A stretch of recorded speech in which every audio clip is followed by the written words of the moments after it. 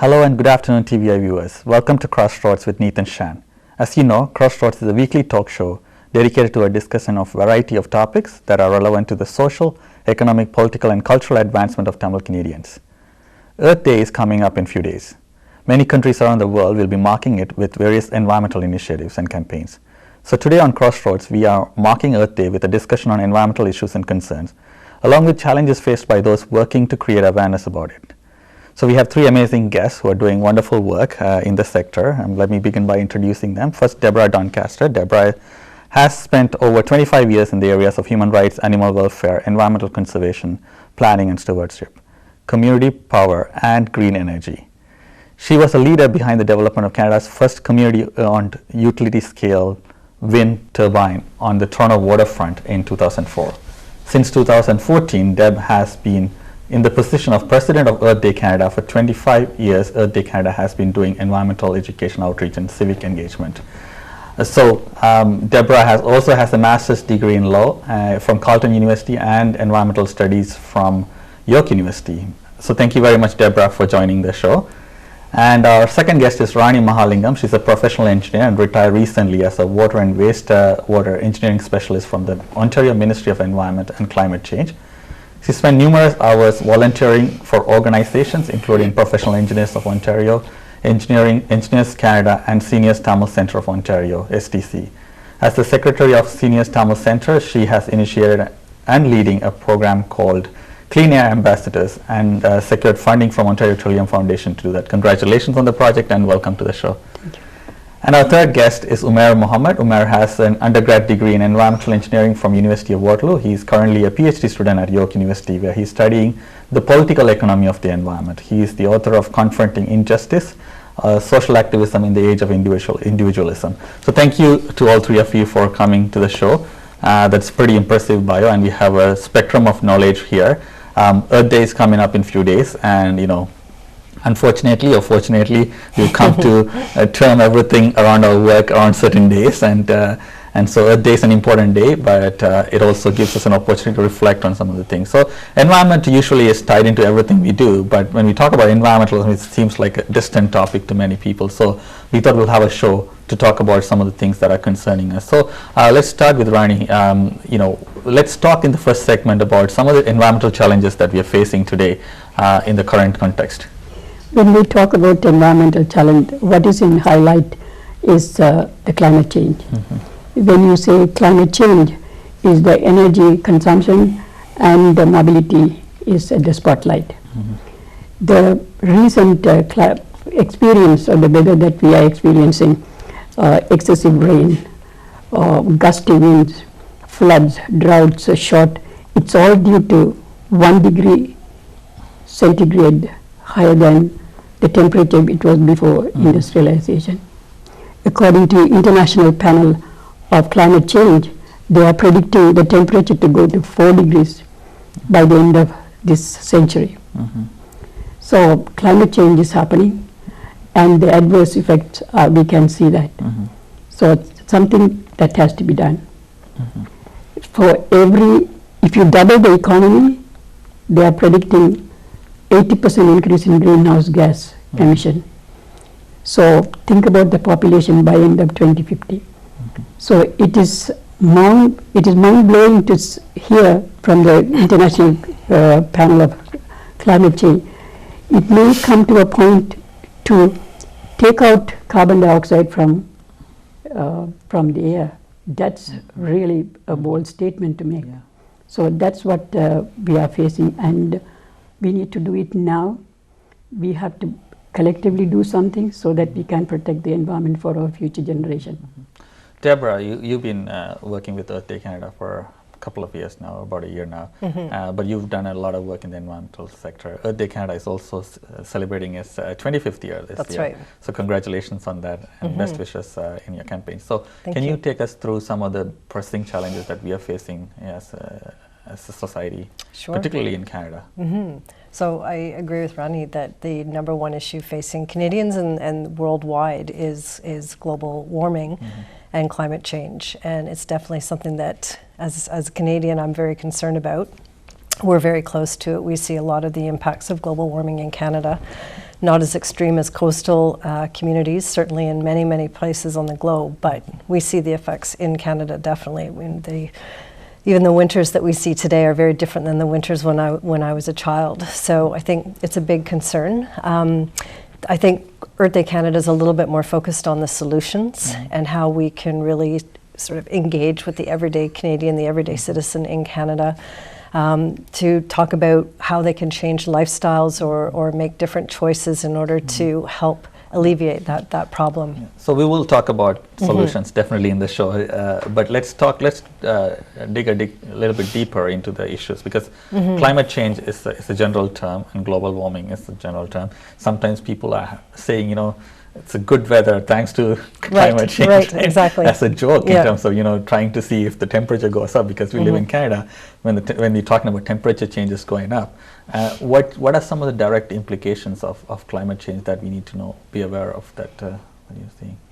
Well, in terms of the solutions, I think we talk about global warming, but the actual environmental issues or the causes of global warming are often defined by other means of talking about the environment. So pollution, for example, or the transportation sector, or how we get our energy and what energy is responsible for our lights being on.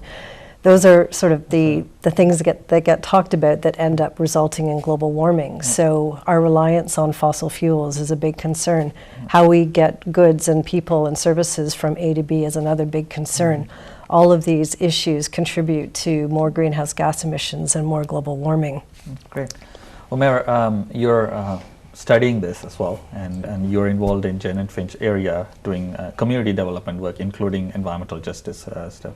So what is, from your perspective, what are some of the pressing challenges facing us in terms of environment? Well, I agree that climate change is important. I think we also have to remember that it's not the only thing. I mean, it's connected to lots of other challenges that we face, including ocean acidification. We're facing in Canada something Canada is familiar with is fisheries collapse in the East Coast. Well, globally we're facing fisheries collapse because of overfishing. We're looking at species extinction worldwide, as well as there have been 5 major extinction events throughout the world's the Earth's history. The last, people usually know about the dinosaurs, right? Yeah. Well, human civilization is creating a 6th event of that kind. So those are the things that exist and are underway. And I think, climate change ends up being the one that's most often talked about. But it's also connected with and part of a wider environmental collapse and devastation that's going on. When you talk about fisheries, I can say the agriculture is another area. So the agriculture, but 70% of fresh water is being used. 70% of the global fresh water is being used. 34% of land is being used. And leave alone greenhouse gas, there's another 18% through agricultural. So this is overtaking water, exhausting our aquifers. So these are challenges that we need to give thought. How about green spaces? Losing green spaces, is that a concern? We talk about Canada being a very big country, so people often not associate losing green spaces. You drive a bit further up, you find a lot of spaces that are not being utilized for other things, right? So how is that concern being understood? Well, I think all you have to do is look at a road map of Canada, and you'll see how much of our actual landscape has been compartmentalized and fragmented. And when you fragment a landscape, it has a big impact on the numbers of species and the way species can move around. I think degradation can happen even though you might have a section of forest. It doesn't mean that degradation through increased species or different types of disease that may be coming up because of global warming. There's all kinds of things that are going to happen because of this sort of broader based issue around water supplies, global warming, degradation of forests, water runoff, all kinds of issues. When they all sort of culminate one on top of each other, you're at this sort of brink, if you will. And I think it's at least over 70% of the entire landscape on the planet has been altered by human means. So that's a significant, amount of the world's surface that we've altered for our own benefit, usually for resource extraction and mobility. So, Umair, usually when we talk about environmental degradation or issues of environment, we feel like it's affecting everybody, regardless of your color, class, or income, and so on, right? But there is obviously evidence to show that people who are marginalized further feel more impacted by it because of access to resources and access to, income and so on. Have you seen that? You work in areas that are traditionally marginalized from the system. Is that something of your experience, or? Right, you find that everywhere. It's a global pattern, and it's a pattern that reproduces locally. So in the community I live in Jane and Finch, you have higher than average asthma rates because of the air pollution in the area. Because the way the urban space is set up, it means that there's more cars and generally more air pollution. So and that area is largely a racialized community, and so. And then if you look more generally, Indigenous communities in this country face a lot more, environmental pollution than do people of white middle class backgrounds. Yeah. And I want to comment actually, globally, the impacts of climate change fall mostly on poor people and poor, dark people in the global south, whereas those populations aren't the ones who are creating the problem. So we create the problem here, and they're the first ones to suffer as a result of it. So Earth Day Canada is it's part of network of Earth Day related organizations or environmental NGOs worldwide, right? Yes. And it's hard to think of talk about environmental issues just in a national sense. It's hard to talk about any issue in a bit of a particularly nationalistic view, let alone environmental issues. So what is your sense of environmental issues worldwide, and how do you see some of the major pressing challenges being different in other places of the world? I think that where you're situated globally, again, there's different levels of economics, there's different climates and zones for climate. So obviously in a global weather system or a global climate system, where you're situated and where you live is going to be definitely impacted differently. We're fairly safe from catastrophic climate events in Canada versus if you were living somewhere closer to the equator and on the ocean.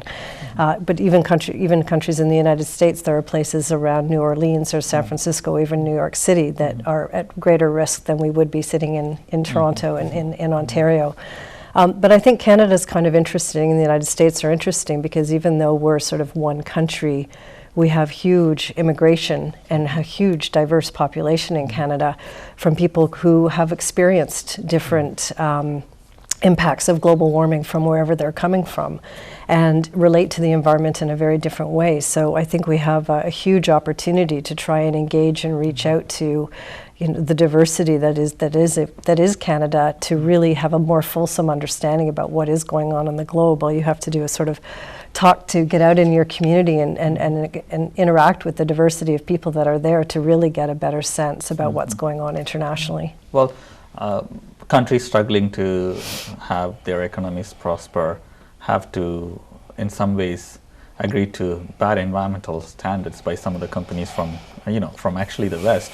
It's unable to advocate for whether it's labor standards or whether it's environmental standards in many of those companies, and that's also having an impact on many of our things.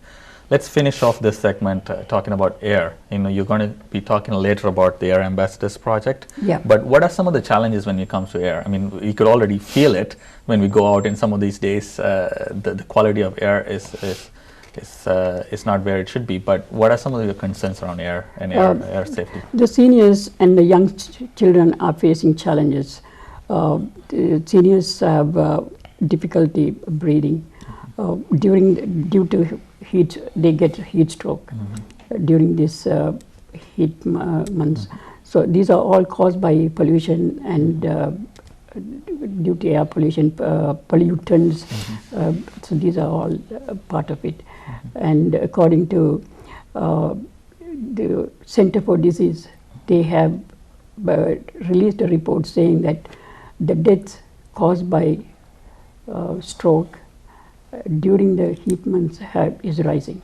So it's all due to air pollution problem. Yeah. So I mean, they're directly impacting many of our lives, the pollution is. So in the next segment, we're going to take a quick commercial break, and when we come back, we're going to talk a bit about, all of you are involved in some way, community development, community awareness type function. What are some challenges that exist when you do those work in the community, both from your side, but also from what are some challenges for the community in terms of participating in such initiatives as well. So we'll take a quick commercial break. When we come back, we'll talk about challenges in terms of doing awareness.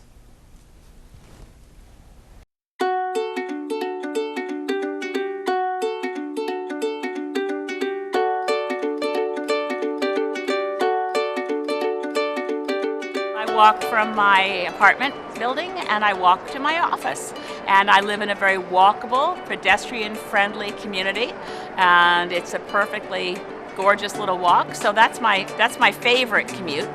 My worst commute, for which I have an appalling carbon footprint, is that when I go to work in Ottawa as a member of Parliament, I fly. There's no choice. I hate it.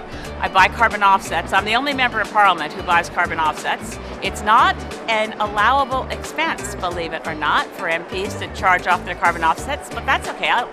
I just wish that we had a schedule that was designed the same way the parliamentary calendar was designed when there weren't airplanes. Because then you see members of Parliament from British Columbia would take a train and stay in Ottawa for a few months, and they'd take a train back to the riding.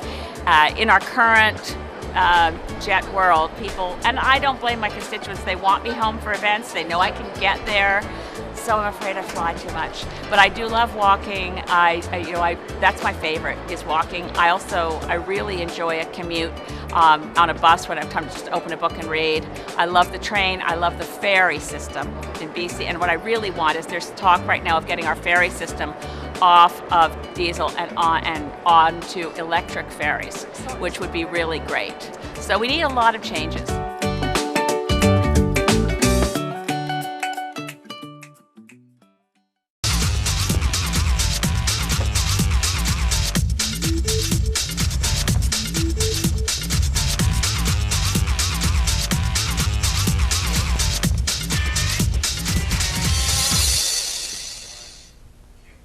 Welcome back. You're watching CrossRoads with Neethan Shan. We're talking about environmental justice, environmental activism, and the issues we're facing when it comes to environment. We talked a bit in the first segment more about the issues and the challenges that we face, the impact that we as humans are creating on the environment, and thereby creating on ourselves. Let's talk a bit about challenges when we do awareness work. There are so many people like you trying to change things, change behavior, change policy, and change the level of attention given to these issues. What are some challenges? What are we facing? Maybe we'll start with you, Deborah. Sure. As you do this work, Earth Day Canada has a lot of projects that are focused on creating awareness. What are some of the challenges you're facing? I think one of the largest challenges for a national charity is to be able to speak to a wide variety of people across Canada. You really have to resort to me, much more less personal means of communication. So you've got to use email and Twitter and videos and those types of things. It's not a lot of FaceTime. And I think with the work Ronnie does, it's in the community, it's direct. And I think that to me, there's a lot of power in that type of organizing and that type of initiative. So it's one of those things that's a bit of a challenge, running a national charity in terms, but at the same time, because there are a lot of people who are using social media and are very media savvy, it is a very, very strong way of getting a general message across.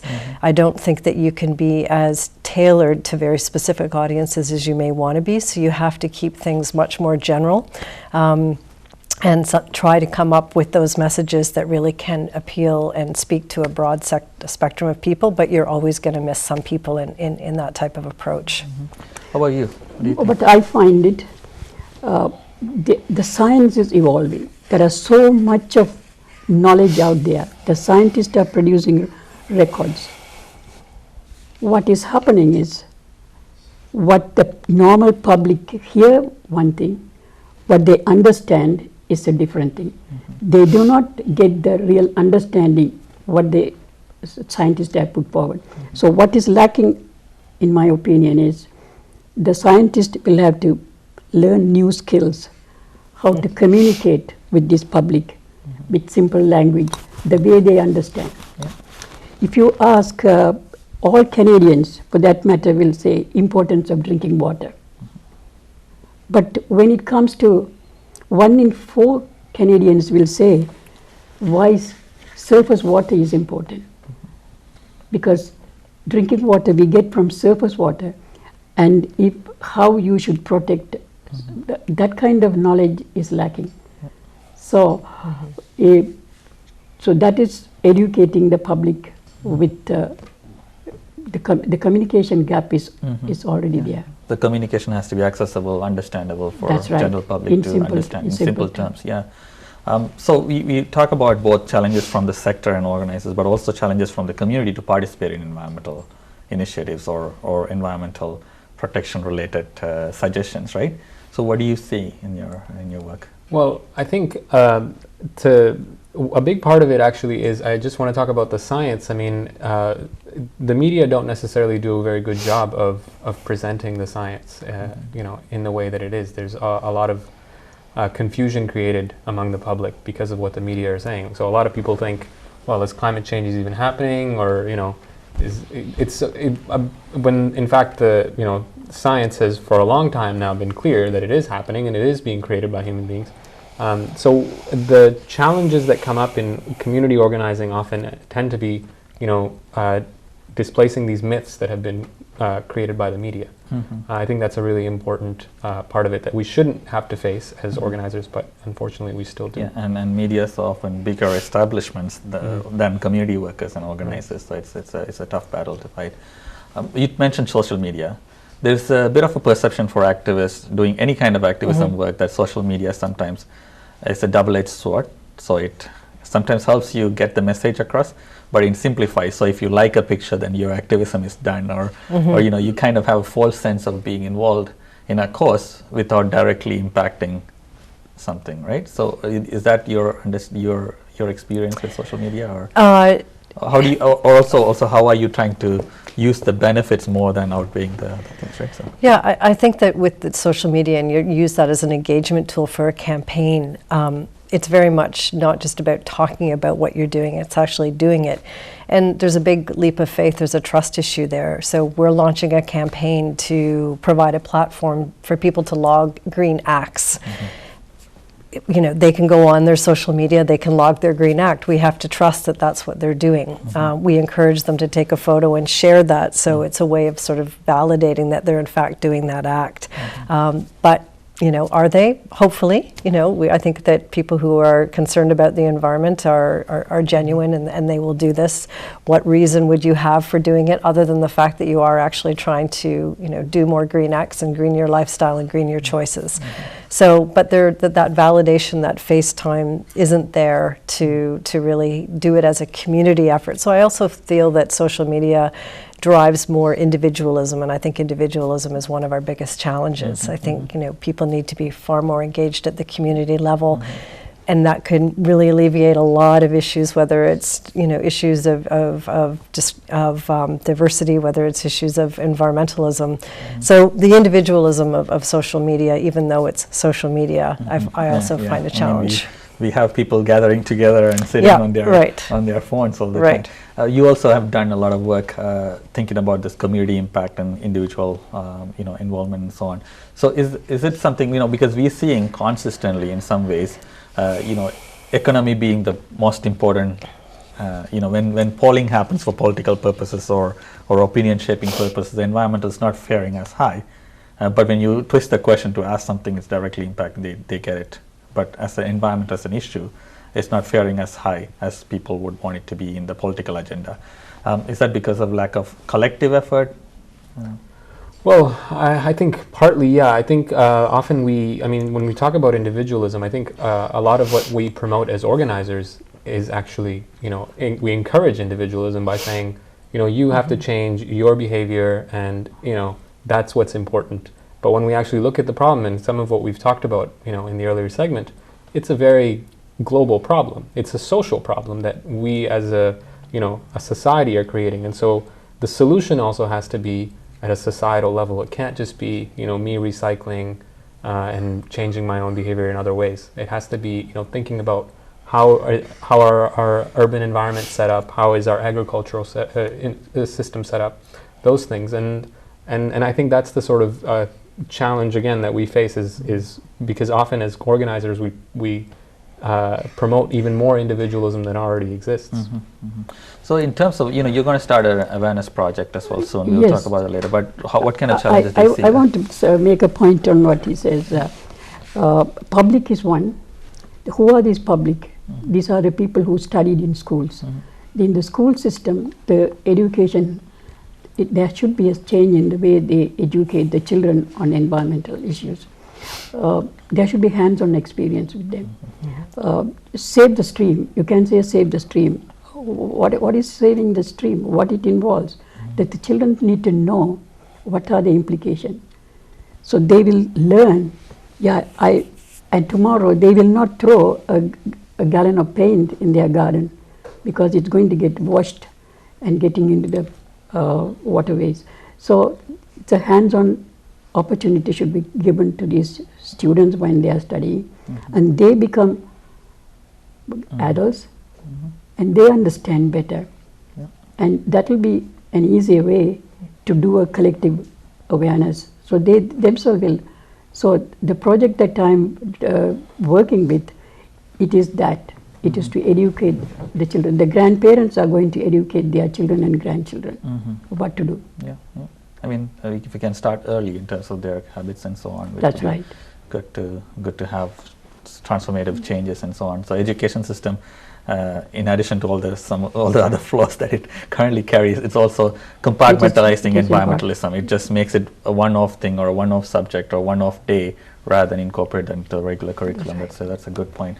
I want to talk a bit about diversifying the NGOs, environmental work, right? Because when we're talking about environmental initiatives not reaching a certain population, one of the things, my personal experience in the sector has been that it's still lacking the diversity it needs. It's not reflective of the population, far from being reflective of the population that it tries to serve, right? So you're part of a big organization. What attempts are being, why is diversifying important, and how is it being taken care of in some of the NGOs? Well, certainly with Earth Day, we've got a program called Tapestry that's very focused on trying to build diversity within the NGO sector and then building capacity within organizations with individuals who are from more diverse backgrounds but have an interest in the environment. So we're playing a bit of that matchmaking role and trying to encourage NGOs to get on board with getting more diversity, whether it's on their boards and at the senior management level. I think there are some organizations that are fantastic at it, but again, it tends to be more entry-level positions as opposed to senior management and board positions, and that's where it really has to change. I think I agree with Rani that if the environmental organizations and NGOs were very focused in schools and you hit children right across the board, you would make a very inclusive sector with fundamental knowledge in the environment. And I think, again, if you work with the children in their communities and you allow them to engage in projects in their communities that speak to their communities, again, you're hitting all populations across the country where they are in that sort of sense of place and what they need to do to protect that sense of place, then everybody becomes an environmentalist. But this is not just a criticism of environmental NGOs, but generally in some of the awareness work, there is this feeling of we need to educate these people type thing, right? As if those communities lack the knowledge or lack the experience or lack the caring nature, right? So we've come across in some ways places where they would say these parents or immigrants aren't aware of environment or don't care about environment. Let's teach the children so that they can go and teach their parents how to live better, right? But these parents come from very diverse backgrounds of living in harmony with environment in many of their places of origin, right? Is there an increased acknowledgement in the sector, the expertise that many of these communities actually bring with respect to environmental connection? I can't speak for other organizations other than the ones that I've been involved with, what I've seen. And I certainly think that there is that case. I think that's just, there has been a certain segment of people defining what we mean by environmental problems and what we mean by environmental solutions. And I don't think that there's been enough work, generally speaking, to go in and really understand, is that how communities across the board define the problem and define the solutions, which is why, again, I keep going back to the idea that local grassroots organization, it has to happen at that level, because then you won't, it's so less likely for that to happen, because it's about the people living in a particular community coming together to define what's the issue in that community, what's their concern about the environment, and what's the solution to it. So I think organizations that are good at working at the community level are the groups that are going to reflect the most diversity and reflect, I think, a far better agenda on how to solve the problems. So, Umair, from your perspective, in terms of you've looked at it from an equity perspective as to how do we move forward in terms of diversifying the sector? What are some of the challenges? Well, I don't know if those challenges can be overcome, to be honest. I think the environmental NGO sector is now an industry in itself, right? It's become this massive thing that's a part of how things get done. There's, grant writing. But so is human rights, and so is... Well, yeah, absolutely. Actually, I completely agree. I think it's the same sort of thing. And, it's a very professionalized, bureaucratized environment, and you only get a particular kinds of people who are going to fit into that environment. It's going to be people like me who've, become, who are, finished PhD of a racialized background, but have been, gone through certain kinds of socialization so that we can, behave a certain way. Whereas, other people of more diverse, different outlook probably can't make it. And I think, that's really unfortunate. I think it's not really so I would look elsewhere, I think, for more meaningful ways to diversify the environmental movement and social movement. Should movements be created then from ground up? It doesn't have to rely completely on the existing structure. Environmental issues affect everyone, right? So they're just like anti-racism movement began in the racialized community. There might be space for Yeah, I completely agree with you. Yeah. Okay. All right. So we're going to take a commercial break now, and when we come back, we're going to talk a bit more about the initiatives that you're part of and some of the things that are. Can I talk? Yeah. I want to talk about an experience I had with drinking water. Okay. So I want to say something about that. Sure. Oh, okay. So when we come back, yes. All right, so we can definitely do that. So we'll take a quick commercial break for a few minutes, and when we come back, we will definitely hear about your experience about the drinking water, but also talk a bit about the initiatives and what can we do to make things better in the various issues that we talked about. Stay tuned.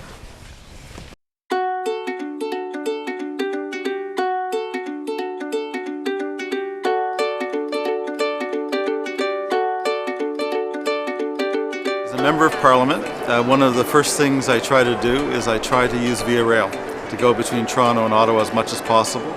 I try to not book my Thursday night so I can take the 5 o'clock train back from Ottawa. And increasingly I'm going up on Sunday nights on Via. I don't own a car, and so at some level all the travel that MPs do, a lot of us kind of feel guilty. It's part of the job. We have to get back and forth between Ottawa and our ridings. But to try to minimize our footprint is something that I think there's quite a few of us who try to do.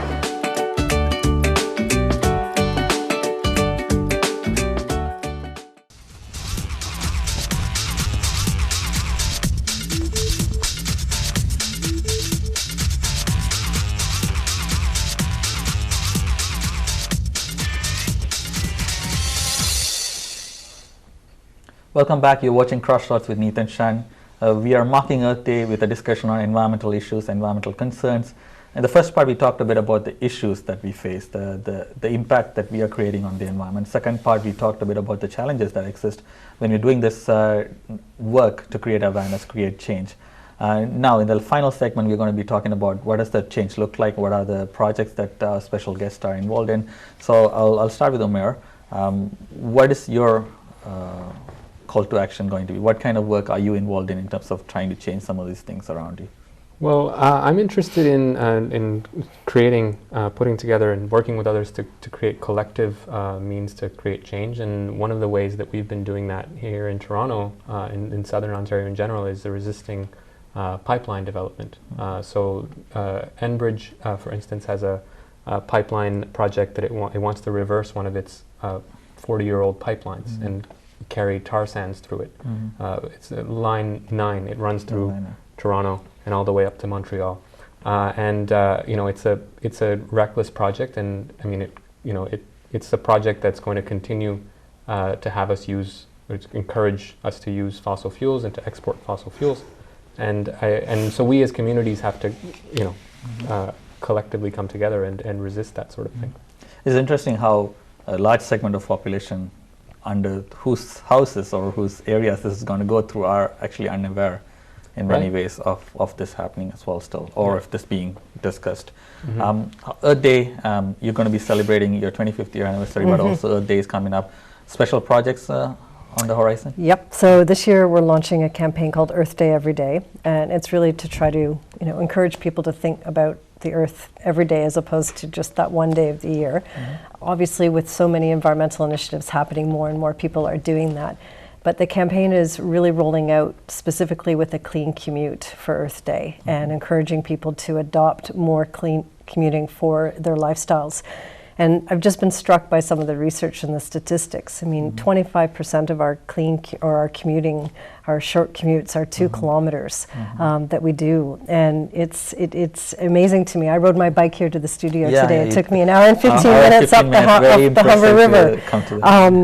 But it's only a 20-kilometer bike ride. And it took me an hour and 15 minutes. I had the time. It was 5 o'clock. I didn't have to be here till 7, so it worked out. But I think for a lot of people, I mean, 50% of our commutes are less than 5 kilometers. And so whether it's taking a bus, whether it's riding a bike or walking, I don't think it really matters whether you live in downtown Toronto or the suburbs, but if you've only got a 2-kilometer trek to get your child to school or to go to the grocery store or go to a neighbor's house for a coffee, there's ways of doing that are not nearly as polluting. So this campaign is really focusing on, what are those commuting treks that we do? Which ones can we change? It's not changing everything overnight, but we need to start really reducing our dependency on fossil fuels as individuals and to internalize that behavior and that ethos around the need to switch from fossil fuels to cleaner forms of energy. I'll come back to you about some of the contextual questions related to that. But before you talk about your project, maybe we can hear your story about the water. Recently, I was giving a presentation to some of these seniors, and I talked to them about how safe is our tap water is. Many of these seniors are coming from Sri Lanka, where the water from the tap is not safe.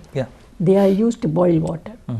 So I have to give them why our tap water is safe, what kind of regulatory measures have gone in, from starting from the source protection to up to the tap.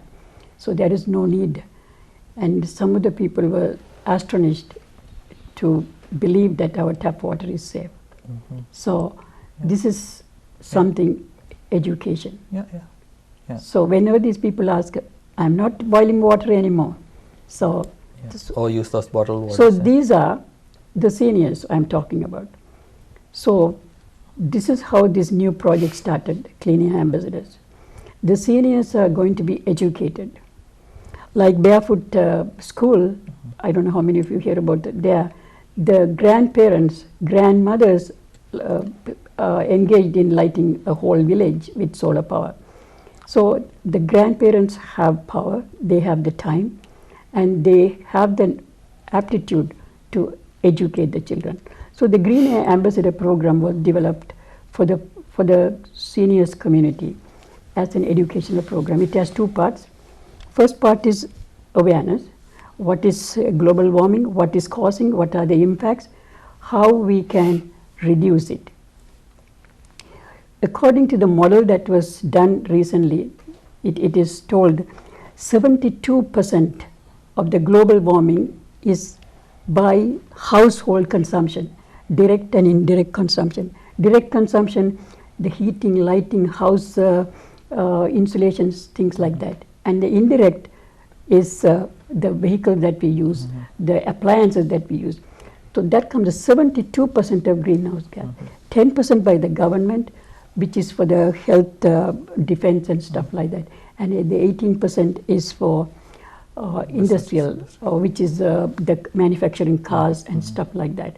So it is the household consumption, the 72% of the greenhouse has realized.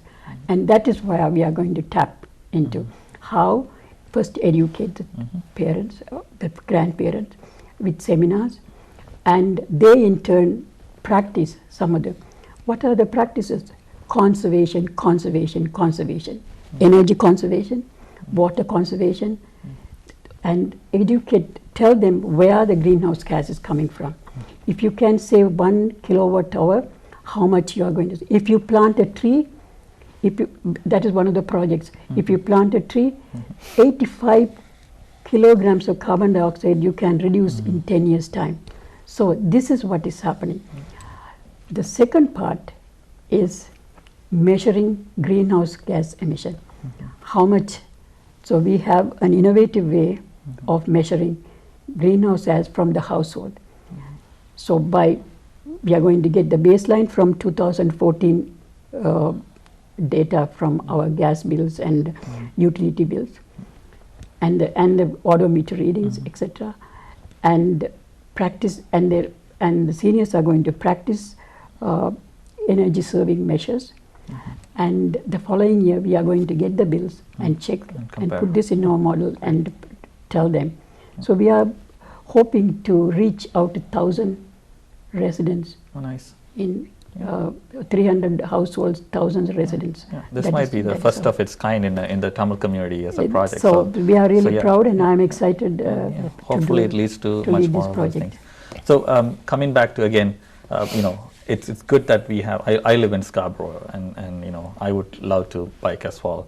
But there are some infrastructure challenges. Transit, same thing for people living in Scarborough. Owning a car is not a luxury. In fact, it's a necessity for them to work the shifts they do and to take care of it, right? So it's not an excuse per se, but I think contextualizing needs and transit and bike lanes and stuff is important, right? So how much policy change is necessary so that individuals can actually affordably practice green things? Right, I think that's the major piece that we need to talk about. We have to think about, the fact that it takes infrastructural change in the city to make people, actually be able to use transit rather than, for people living out in Scarborough, for instance, have to rely on cars. Other areas in the city, it's the same sort of thing. You can't do that until the built form changes, and then we have to talk about why transit is so expensive. And why is it that in a city like Toronto, we don't have, we could have free access to transit and much wider networks.